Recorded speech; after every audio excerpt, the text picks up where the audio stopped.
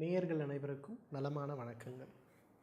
ஆயுள் முழுவதும் ஆரோக்கியம் அப்படிங்கிற தலைப்பின் கீழே தினசரி ஒரு மூலிகையை பற்றியும் அந்த மூலிகை ஆரோக்கியத்திற்காக அதே போல் உடலில் இருக்கக்கூடிய சில வகையான நோய்களை குணப்படுத்துவதற்காக எப்படி நம்ம பயன்படுத்துகிறோம் அப்படிங்கிற தலைப்பின் கீழே நிறைய மூலிகளை பற்றி நம்ம பார்த்துட்டு வரோம். அந்த வகையில் இன்றைக்கு நம்ம பார்க்கக்கூடிய மூலிகையுடைய பெயர் ஆடாதொடை அப்படின்னு சொல்லக்கூடிய ஒரு மூலிகை. ஆடாதொடை அப்படின்ற பேர் இதற்கு ஏன் வந்ததுன்னா, பொதுவாக அந்த ஆடுகள் பார்த்திங்கன்னா நிறைய செடி கொடிகளை மேயும். என்ன மாதிரி செடி இருந்தாலும் சரி, அது பாட்டுன்னு மேய்ஞ்சி வெறும் காம்பை மட்டும் விட்டுட்டு இலையெல்லாம் ஜம்முன்னு சாப்பிட்டு போயிடும். ஆனால் இந்த ஒரு இலையை பொறுத்தவரையிலும், இந்த ஆடாத்தொடை தாவரத்தை பொறுத்தவரையிலும் ஆடு கிட்டவே போகாது. அவ்வளவு கசப்புத்தன்மை இருக்கக்கூடிய ஒரு அழகான மூலிகை இந்த ஆடாத்தொடை அப்படின்னு சொல்லுவோம். ஆடாத்தொடையை தெரியாதவர்களே நம்ம யாருமே இருக்க முடியாது. உங்கள் எல்லாருக்குமே தெரியும். கிராமங்கள்லாம் பார்த்திங்கன்னா வீட்டுக்கு வேலியாக கூட ஆடாத்தொடையை வரிசையாக குச்சி மாதிரி நட்டு வச்சுருப்பாங்க. இந்த ஆடாத்தொடை ப்ராபகேஷன் அப்படிங்கிறது, அதிகமான வளர்ச்சி அப்படிங்கிறது எப்படின்னா, ஒரு காம்பை உடச்சி நட்டு வச்சிங்கன்னா கிடுகிடுன்னு அது செடியாக வளர்கிறத பார்க்கலாம். ரொம்ப அழகான வெண்மை நிறமான பூக்களை கொண்டிருக்கும். பொதுவாக பார்த்திங்கன்னா கோடை காலத்துக்கு முன்னையோ முன்வேணி காலம்னு நம்ம சொல்லக்கூடிய ஒரு மார்ச் பிப்ரவரி மாதங்களில் ரொம்ப அழகான வெண்மை நிறமான பூக்களை அது கொண்டிருக்கிறத நம்ம பார்க்க முடியும். இந்த ஆடாத்தொடையோட இலைகள்லாம் பார்த்திங்கன்னா இந்த மாதிரி ரொம்ப அழகாக பார்ப்பதற்கு பெரியதாக இருக்கிறத நம்ம பார்க்க முடியும். ரொம்ப அழகான வரிசையான கொடுகளை கொண்டிருக்கக்கூடிய ஒரு தாவரம். ஆடாத்தொடை பார்த்திங்கன்னா ரொம்ப அதிகமாக கன்ஃபியூஸ் ஆகிறதுக்கு வாய்ப்புகள் உண்டு. ஏன்னா நம்ம ட்ராபிக்கல் கண்ட்ரின்னு சொல்லக்கூடிய சூடு அதிகமாக இருக்கக்கூடிய இடங்களில் வளரக்கூடிய தாவரங்கள், பெரும்பாலான தாவரங்கள் இந்த மாதிரி ஒரு இலையமைப்பை கொண்டிருக்கிறத நம்ம பார்க்க முடியும். ஆடாத்தொடை அப்படின்னு பார்க்கும்போது அதோடைய மருத்துவ குணங்கள் அப்படிங்கிறது ரொம்ப ரொம்ப அதிகம்.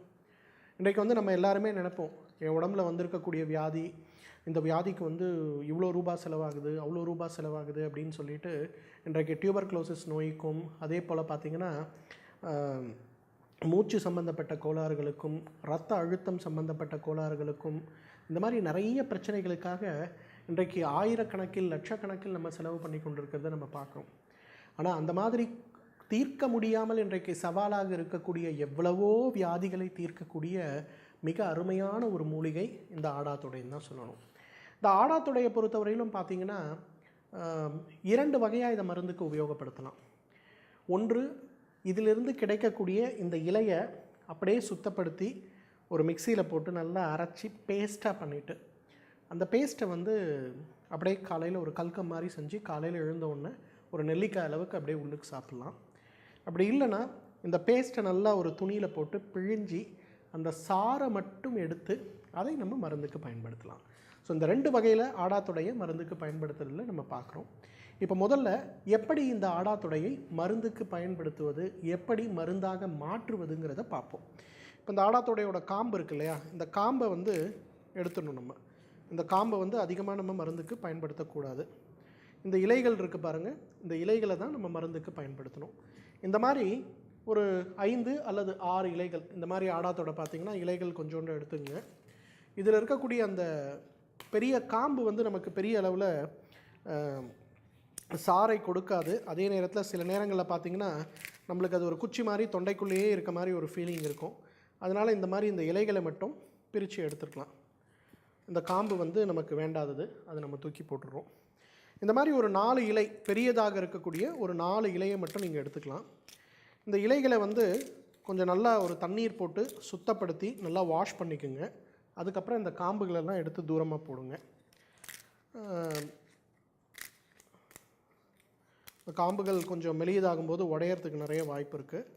இந்த மாதிரி பிச்சு எடுக்கக்கூடிய இந்த இலைகள் ஒரு 4 இலைகள், அதாவது ஒரு 30 வயது இருக்கக்கூடிய ஒரு ஆளுக்கு கொடுக்கணுன்னா இந்த மாதிரி ஒரு 4 இலை, இதை ஒரு மிக்சரில் போட்டுருங்க. அதன் பிறகு பார்த்திங்கன்னா இதை முதல்ல கல்கமாக பண்ணுறது, கல்கம் அப்படின்னா விழுதுன்னு சொல்லுவோம். எப்படி நம்ம துவையல் அரைப்போமோ அந்த மாதிரி பண்ணுறதுக்கு முன்னாடி கொஞ்சம் லேசாக ஒரு 2 நிமிஷம் நல்லா மிக்சரில் போட்டு இதை நல்லா அரைங்க. பார்த்திங்கன்னா சில நேரங்களில் பார்த்திங்கன்னா இது நல்லா அரைத்து முடித்த பிறகு நமக்கு இந்த மாதிரி விழுதாக மாறுறதை நம்ம பார்க்க முடியும். இதில் நான் இப்போ அரைச்சிருக்கேன்.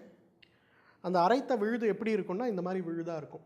இந்த மாதிரி விழுதை நீங்கள் என்ன பண்ணலான்னா, நல்லா இந்த மாதிரி கொஞ்சோண்டு எடுத்து இதை ஒரு ஒரு உருண்டை போல் உருட்டி, இதுதான் நெல்லிக்காய் அளவுன்னு நம்ம சொல்லக்கூடிய உருண்டை.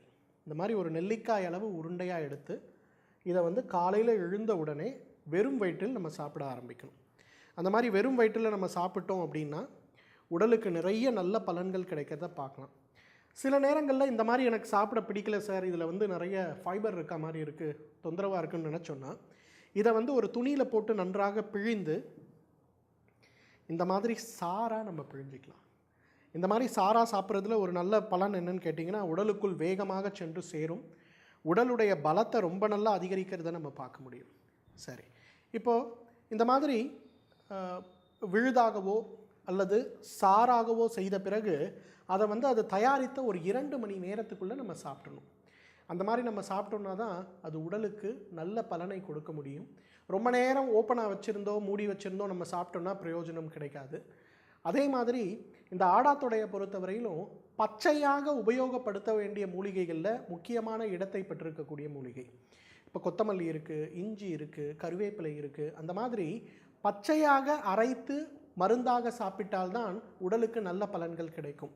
நம்ம வந்து இதை உலர வைத்து இதோட சூரணத்தை எடுத்து நம்ம சாப்பிட்றோம் அப்படின்னும் போது மிகப்பெரிய அளவில் நல்ல பலன்கள் கிடைக்குமா அப்படின்னு கேட்டிங்கன்னா கிடைக்காது அப்படின்னு தான் சொல்லணும்.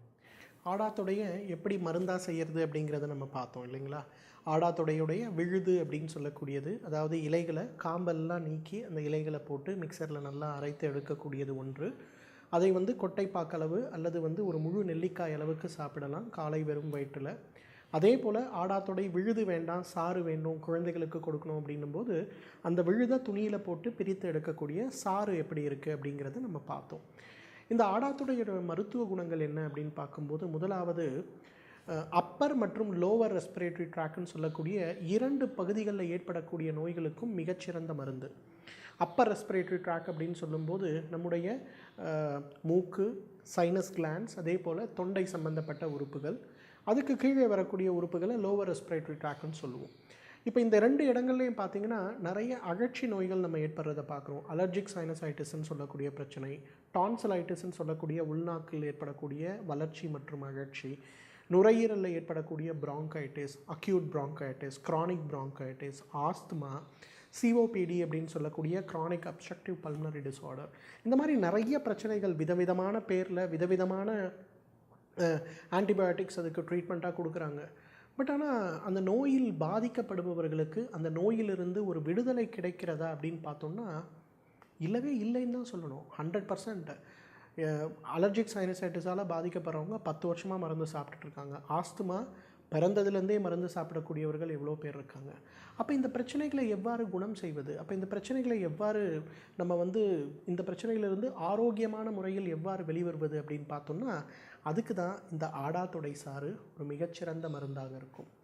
ஆடாத்தொடையிலிருந்து இருக்கக்கூடிய சாறு ஒரு 30 மில்லி அளவுக்கு எடுத்து ஒரு கரண்டி வந்து தேன் அதில் கலந்து காலை ஒரு வேளை மட்டும் உணவுக்கு முன்பு அப்படின்னு ஒரு 3 மாத காலம் விடாமல் சாப்பிட்டு பாருங்கள்.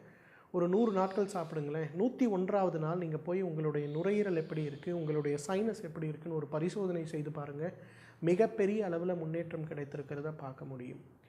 2வது பார்த்திங்கன்னா, இன்றைக்கு காலையில் எழுந்த உடனே அடுக்கு தும்மல் ஏற்படுகிறது, சில்லுன்னு காற்று என் மேலே பட்டால் மூக்கிலேருந்து அப்படியே தண்ணியாக கொட்டுது, எனக்கு என்ன பண்ணுறதுனே தெரியலன்னு சொல்லக்கூடிய நிறைய பேரை நம்ம பார்க்குறோம். இதற்காக உடலை பாதிக்கக்கூடிய ஆன்டி ஹிஸ்டமின் சம்பந்தப்பட்ட மாத்திரைகள், ஆன்டி அலர்ஜிக்காக இருக்கக்கூடிய மாத்திரைகளை தினந்தோறும் உணவு உண்ணுவது போல் உண்டு கொண்டு இருக்கக்கூடிய நிறைய பேரை நம்ம பார்க்குறோம்.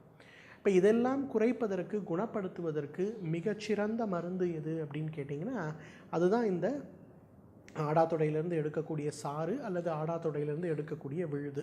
இப்போ குழந்தைகளுக்கு இந்த மாதிரி பிரச்சனை ஏற்படுது அப்படின்னும் போது 2 கரண்டி இந்த சாறு எடுத்து கொஞ்சோண்டு தேன் கலந்து காலை ஒரு வேளை, இரவு ஒரு வேளை உணவுக்கு முன்பு கொடுக்கலாம். அதே போல் பெரியவர்களுக்கு ஏற்படுது அப்படின்னு சொல்லும்போது 30 மில்லி அளவுக்கு சாறு எடுத்து அதில் வந்து ஒரு தேக்கரண்டி தேன் கலந்து காலை ஒரு வேளை, இரவு ஒரு வேளை உணவுக்கு பின்புன்னு கொடுக்கலாம்.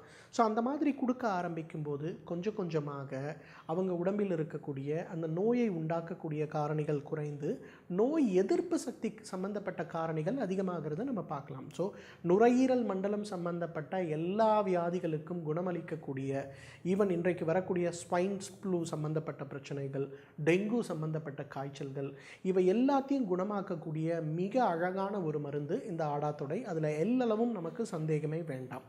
இரண்டாவது பார்த்திங்கன்னா, இன்றைக்கு நிறைய பேருக்கு உயர் இரத்த அழுத்தம்னு சொல்லுகின்ற ஒரு கோளாறு, ஹைப்பர் டென்ஷன் அப்படின்னு சொல்லுவோம். இன்றைக்கெல்லாம் நிறைய பேர் கல்யாணத்தில் பார்க்கும்போது பெருமையாக சொல்கிறாங்க, ஐயோ எனக்கு அந்த சாப்பாடு வேண்டாங்க, எனக்கு வந்து ப்ரெஷர் வந்துருச்சுங்க, நான் ப்ரெஷருக்கு மாத்திரை சாப்பிட்றேன் அப்படின்னு பெருமையாக சொல்கிற அளவுக்கு இன்றைக்கு ஹைப்பர் டென்ஷன் அப்படிங்கிற நோய் வந்து மிகப்பெரிய அளவில் பரவி இருக்கிறத நம்ம பார்க்குறோம். இப்போ அந்த ஹைப்பர் டென்ஷன் சம்மந்தப்பட்ட பிரச்சனைகளை எவ்வாறு குணமாக்குவது அப்படிங்கிற ஒரு கேள்வி. ஐயோ ரத்த அழுத்தத்துக்கு நான் தினசரி மருந்துகள் சாப்பிட்டு தான் ஆகணுமா, எனக்கு அலோபதி மருந்துகளை எடுத்துக்கொள்ள விருப்பம் இல்லை, நான் எவ்வாறு இந்த பிரச்சனையிலிருந்து குணமாக்கி கொள்ள முடியும் அப்படின்னு கேட்கும்போது, அதை குணப்படுத்துவதற்கு மிக மிக சிறப்பான ஒரு மருந்து எதுன்னு கேட்டிங்கன்னா, இந்த ஆடாத்தொடையிலிருந்து எடுக்கக்கூடிய சாறு தான்.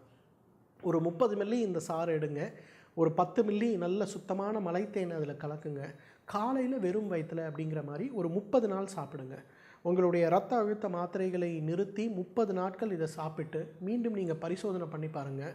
இரத்த அழுத்த மாத்திரைகளை சாப்பிடும்போது இருந்ததை விட உங்களுடைய இரத்த அழுத்தமும் இதய துடிப்பும் சீராகி இருப்பதை நீங்கள் பார்க்க முடியும்.